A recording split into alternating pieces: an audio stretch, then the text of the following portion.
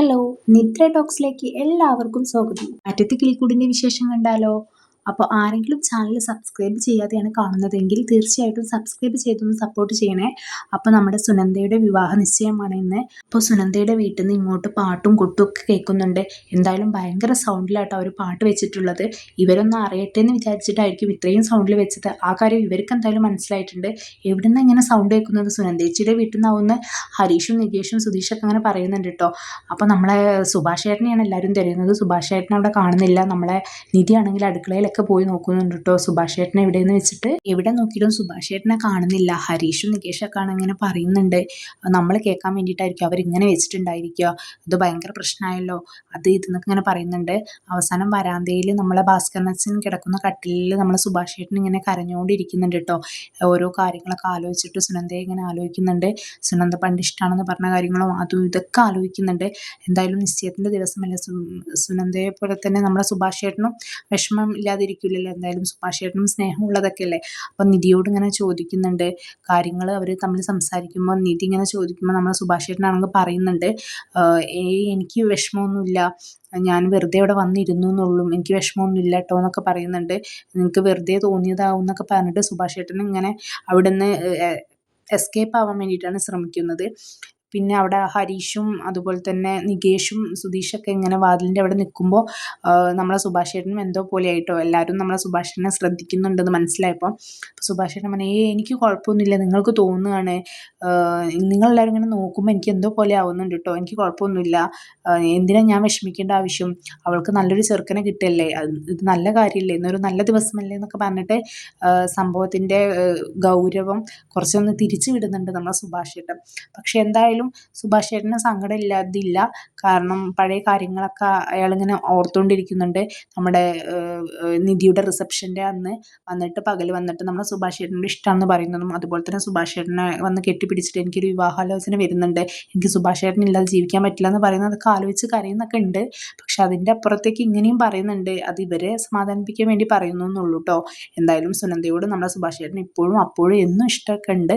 പക്ഷേ സാഹചര്യത്തിൻ്റെ സമ്മർദ്ദം മൂലം എല്ലാം മൂടി വെച്ചിട്ട് സ്വന്തം ജീവിതം ഇങ്ങനെ ത്യാഗത്തിൻ്റെ പേരിൽ ഇങ്ങനെ സഹിക്കുന്നു എന്ന് മാത്രമേ ഉള്ളൂ. അങ്ങനത്തെ ഒരു ക്യാരക്ടറാണ് നമ്മൾ സുഭാഷ് ഏട്ടൻ്റെത്. എന്തായാലും സുഭാഷ് ഏട്ടൻ അവിടെ നിൽക്കാൻ കുറച്ച് ബുദ്ധിമുട്ടുണ്ട്.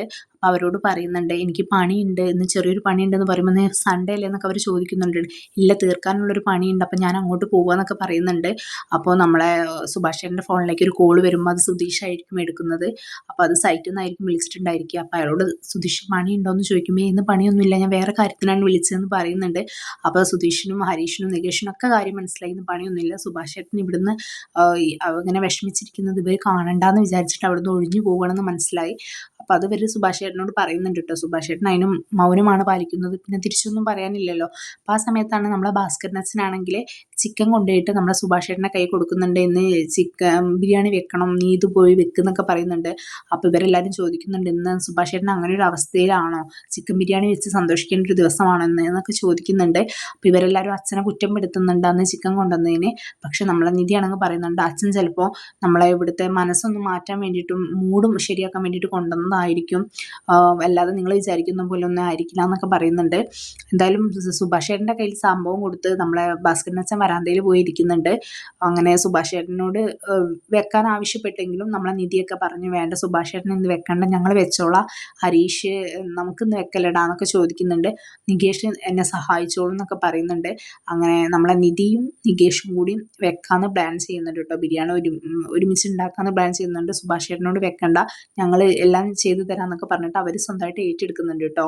എന്തായാലും സുഭാഷ് ഏട്ടൻ വീണ്ടും അകത്ത് പോയിട്ട് കരഞ്ഞുകൊണ്ടിരിക്കുകയാണ്. മനസ്സിൽ വീണ്ടും പഴയ പഴയ ഓർമ്മകൾ ഇങ്ങനെ ഓർത്തെടുക്കുന്നുണ്ട്. അതെന്തായാലും ഇന്നത്തെ ദിവസം എന്തായിരിക്കും, അങ്ങനെ തന്നെ ആയിരിക്കുമല്ലോ, അത് കഴിയുന്നത് വരും, കഴിഞ്ഞിട്ടും അങ്ങനെ തന്നെ ആയിരിക്കും. അപ്പോൾ ആ ഒരു സംഭവത്തിനിടയിലാണ് ഇവർ ബിരിയാണി ഉണ്ടാക്കുക എന്നുള്ള പ്ലാനിങ് ഒക്കെ ചെയ്യുന്നത്.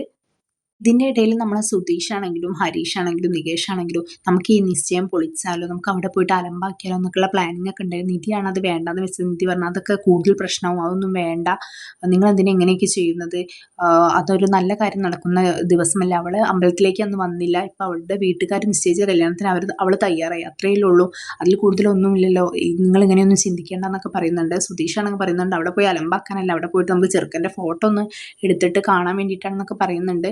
എന്തിനാ അതിൻ്റെ ആവശ്യം എന്നൊക്കെ ചോദിക്കുന്നുണ്ട് കേട്ടോ. അങ്ങനെ പിന്നെ ലാസ്റ്റ് ഇവർ ബിരിയാണി ഉണ്ടാക്കാൻ വേണ്ടി പോകുന്നുണ്ട്. അപ്പോൾ നമ്മളെ നികേഷും അതുപോലെ തന്നെ നിധിയും കൂടിയാണ് ഉണ്ടാക്കാൻ തീരുമാനിക്കുന്നത്. അതിൻ്റെ ഇടയ്ക്ക് ഹരീഷ് വന്നിട്ട് ഹെൽപ്പ് ചെയ്യണമെന്ന് ചോദിക്കുന്നുണ്ട്.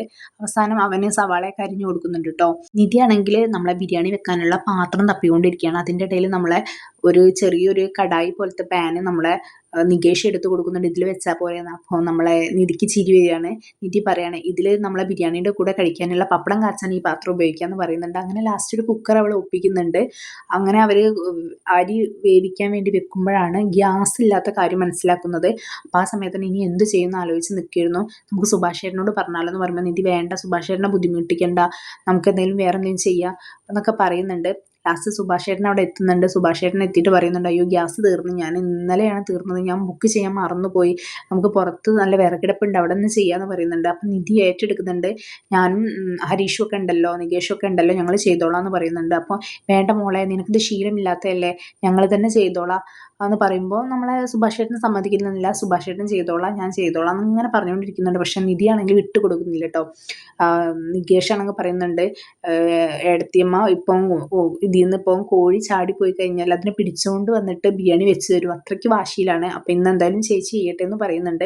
അപ്പം എന്തായാലും അവർ വിറകടുപ്പിൽ പോയിട്ട് കത്തിച്ചിട്ട് ചെയ്യുന്നുണ്ട്. നമ്മളെ ഹരീഷാണ് എല്ലാത്തിനും ഹെൽപ്പ് ചെയ്ത് കൊടുക്കുന്നത്.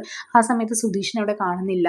അപ്പോൾ നമ്മളെ നികേഷിനോട് നിധി ഇങ്ങനെ ചോദിക്കുന്നുണ്ട് സുധീഷ് എവിടെ, അവനവിടെ പോയിട്ട് എന്തെങ്കിലും അലമ്പാക്കുമെന്ന് എനിക്ക് പേടിയുണ്ട് എന്നൊക്കെ പറയുന്നുണ്ട്.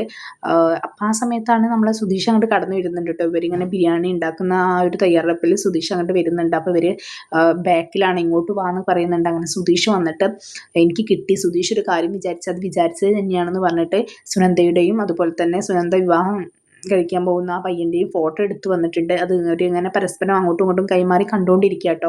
അപ്പോൾ പയ്യൻ പോരാന്നുള്ള അഭിപ്രായമാണ് അവർ പറയുന്നത്. അങ്ങനെ നമ്മളെ മുകളിൽ നിന്ന് സുഭാഷ് ചേട്ടനും ഇറങ്ങി വരുന്നുണ്ട്. സുഭാഷ് ചേട്ടനും കാണിച്ചു കൊടുക്കാൻ നിൽക്കുമ്പോൾ ആദ്യം സുഭാഷ് ചേട്ടൻ തയ്യാറാവില്ല, അത് കാണാൻ വേണ്ടിയിട്ട് തയ്യാറാവില്ല. പിന്നെ ഇവർ നിർബന്ധിച്ച് കാണിച്ചു കൊടുക്കുമ്പോൾ സുഭാഷ് ചേട്ടനും പറയുന്നുണ്ട് സുനന്ദയ്ക്ക് ഇതിനേക്കാൾ നല്ലൊരു ചെക്കനെ കിട്ടുമായിരുന്നു എന്ന് പറയുന്നുണ്ട്.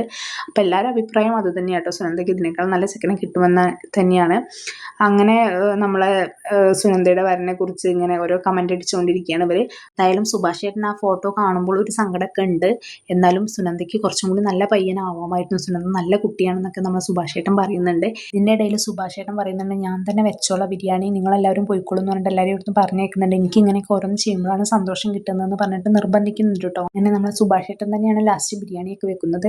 അപ്പോൾ ഇവരുടെ ഈ ചർച്ചയൊക്കെ കേട്ടിട്ട് പുറത്ത് നമ്മളെ ഭാസ്കരനച്ഛൻ ഇങ്ങനെ കിടക്കുന്നുണ്ട് കേട്ടോ. ഇവർ സുനന്ദയെക്കുറിച്ച് പറയുന്നത് വിവാഹ കാര്യത്തെക്കുറിച്ച് സംസാരിക്കുന്നതൊക്കെ ഇങ്ങനെ കേട്ടിട്ട് ഭാസ്കരനച്ഛൻ പുറത്ത് കിടക്കുന്നുണ്ട്. അപ്പോൾ ഇനി എന്തൊക്കെയാണ് സംഭവിക്കാൻ പോകുന്നതെന്ന് നമുക്ക് വെയിറ്റ് ചെയ്ത് കാണാം. അപ്പോൾ ആരെങ്കിലും ചാനൽ സബ്സ്ക്രൈബ് ചെയ്യാതെയാണ് കാണുന്നതെങ്കിൽ സബ്സ്ക്രൈബ് ചെയ്ത് സപ്പോർട്ട് ചെയ്യണേ. ബൈ.